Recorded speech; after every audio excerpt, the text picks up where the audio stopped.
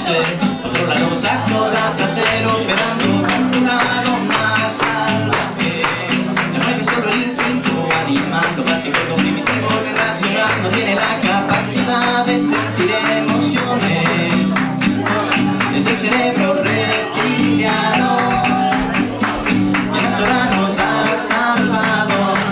No es culpa de él, no sabe más, tan solo necesita de la emoción y sobre todo aún razonamiento. Nuestro cerebro se divide en tres. El reptiliano es el instinto, el límbico, la emoción y el neocórtex, el que está habilitado para razonar como tú. El padre del famoso sentido común, pero tenemos el cerebro reptiliano activado y cuando este está en activo es agresivo, competitivo y de lado. Apagamos los otros cerebros paranoides. Vamos a analizar cómo funciona este. Es frío y rígido, territorial, esclavizador y dictador como la autoridad, ritualista como el credo, paranoico como el miedo, inconsciente como todos los que viven tras su velo, jerárquico como este sistema que odia la igualdad y utiliza el miedo como medio de mediocridad.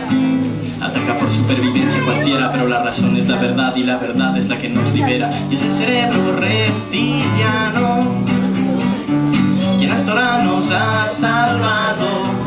No es culpa de él, no sabe más, tan solo necesita de la emoción y sobre todo aún razonamiento. Hay un incendio en las cúpulas del poder. La gran pirámide mide 1000 veces menos. Con cada rayo de razón, de bondad, los ojos que se abren sobre una dama llamada la conciencia, y ve que hay un pacto del espacio entre la oscuridad y luz.